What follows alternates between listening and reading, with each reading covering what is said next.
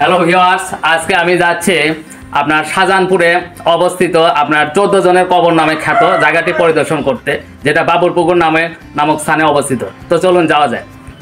এই যে রিক্সা দাঁড়িয়ে আছে, এই রিক্সায় চড়ে আমি এখন সেই 14 জনের কবর দেখতে যাচ্ছি। তো চলুন যাওয়া যায়, শাহজাহানপুরে যাব, চলেন।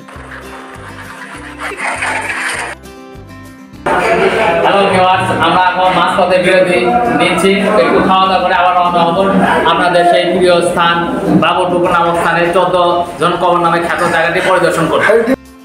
হ্যালো ভিউয়ার্স, আমরা আবার খাওয়া দাওয়া শেষে রওনা হলাম আমাদের গন্তব্যের উদ্দেশ্যে, যেটা বগুড়ার সাতমাথা থেকে 10-12 কিলোমিটার দক্ষিণে বগুড়ার শাহজাহানপুরে বাবুরপুকুর নামক স্থানে সেই 14 জনের কবরটি বা 14 জনের স্মৃতির স্তম্ভটি অবস্থিত, সেটি পরিদর্শন করতে আমরা রওনা দিলাম। আবার এখন আনুমানিক সকাল 9টা বাজে এবং শীতের সকাল, প্রচণ্ড ঠান্ডা, কুয়াশায় চারিদিকে আচ্ছন্ন, অনেক ঠান্ডা লাগতেছে আমাদেরকে। আমার সফর সঙ্গী হিসেবে রয়েছে ক্যামেরায়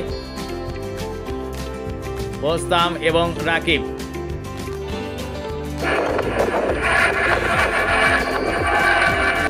আমার ক্যামেরাম্যান বোস্তাম।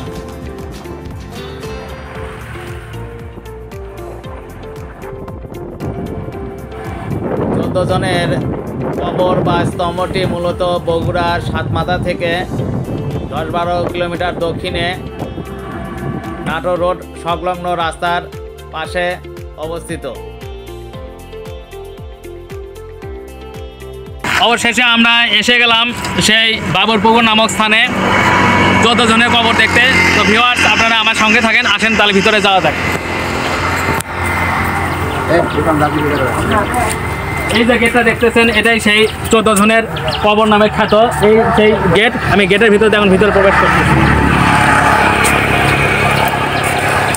হ্যালো ভিউয়ার্স, আমি এখন দাঁড়িয়ে আছি এই সেই 14 জনের কবর আপনারা দেখতে পাচ্ছেন। এখানে দেখেন সারিবদ্ধভাবে কবরগুলো এখানে কবর দেওয়া হয়েছে। এখানে 1-2 করে করলে আপনারা 14টা কবর পাবেন। এখানে এই সেই 14 জনের কবর, যারা মুক্তিযুদ্ধের সময় এখানে যারা শহীদ হয়েছে 1971 সালে যে যুদ্ধ হয়েছে পাক বানাদার বাহিনীর হাতে, তারা নিহত হয়েছিলেন, শহীদ হয়েছিলেন, তাদের কবর এখানে আপনারা দেখতে পাচ্ছেন। হ্যালো ভিউয়ার্স, আপনারা এই যে কবরটা দেখতেছেন, এই কবরের ঠিক উল্টা পাশে বাবুরপুকুর নামে খ্যাত এই সেই বাবুরপুকুর। আপনারা একটু ক্যামেরার দিকে নিয়ে আসেন। এই সেই হচ্ছে বাবুরপুকুর, এটাই হচ্ছে সেই বিখ্যাত বাবুরপুকুর নামে খ্যাত এই জায়গাটা, যেটা আপনার ঠিক 14 জনের কবরের বিপরীত পাশে এই বাবুরপুকুর অবস্থিত। এই পুকুরে কিন্তু আপনারা দেখতে পাচ্ছেন প্রচুর সংখ্যক মাছ আছে। মাছ কিন্তু ইতিমধ্যে লড়তেছে, আমরা দেখতে পাচ্ছি মাছ কিন্তু লড়াচড়া করতেছে। তো আমরা একটু কাছে যাই, কাছে যাই দেখি একটু, আপনারা খেয়াল করে দেখেন মাছ অসংখ্য এখানে মাছ আছে, মাছগুলো কি সুন্দর নড়াচড়া করতেছে।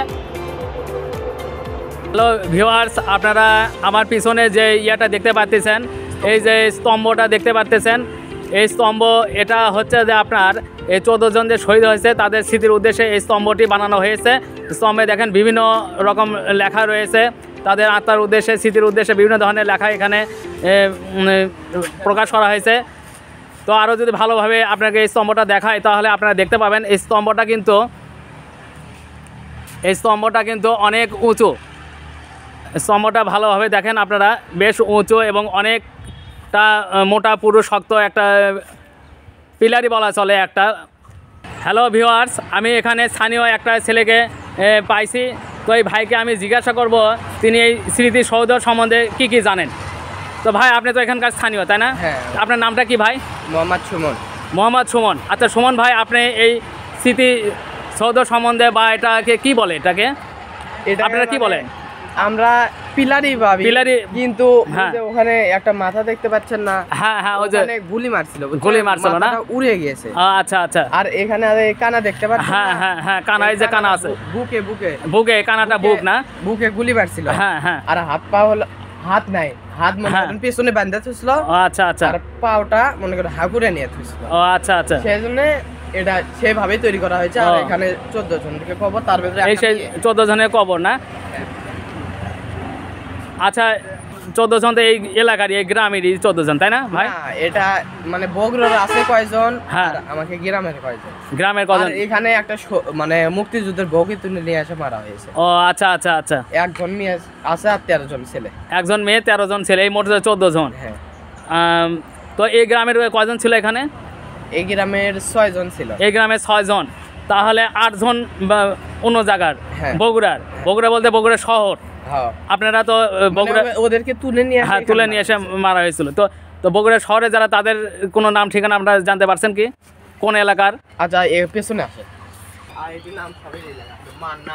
হ্যালো ভিউয়ার্স, আমি এখন পিছনে চলে আসছি। এখানে পিছনে যারা শহীদ আছে তাদের নাম এখানে লেখা আছে।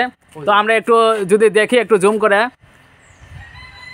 তাহলে উপর থেকে লেখা আছে ওটা কি নান্নান না হান্নান? নান্নান টুকু। আচ্ছা মান্নান, ওখানে একটু লেখা মিস্টেক হয়েছে, ওটা মান্নান হবে। তারপর শহীদ টুকু, শহীদ সাইফুল, শহীদ ভোলা, শহীদ বাদশাহ, শহীদ নূর জাহান, শহীদ আবুল এবং জ্ঞাত অজ্ঞাত অনেকে না। তো এটা কিন্তু সেই পিছন গেট, এই যে 14 জনের যে কবর, সেই কবরের দরজার এটা পিছন গেট। এটা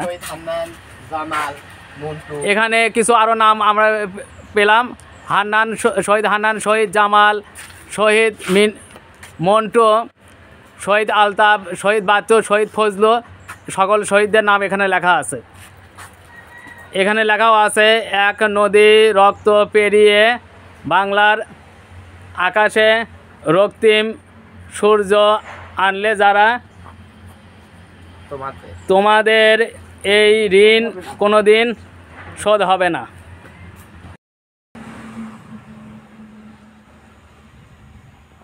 হ্যালো ভিউয়ার্স, এখানে আবার আরেকটি স্তম্ভ করে ওই 14 জনের নাম লিখিত রয়েছে। তো আজকের মতো এখানেই শেষ। আগামী পর্বে আপনারা আবার নতুন কোনো তথ্য, নতুন কোনো বিষয়, নতুন কোনো জায়গায় আপনারা আমাকে দেখতে পাবেন, নতুন কিছু জানতে পারবেন। সব কিছু জানার জন্য আমার চ্যানেলটা একটু সাবস্ক্রাইব করে রাখেন এবং বেল আইকনটি অন করে রাখেন, যাতে আমি কোনো কিছু পোস্ট করলে সঙ্গে সঙ্গে আপনারা সেটি দেখতে পারেন।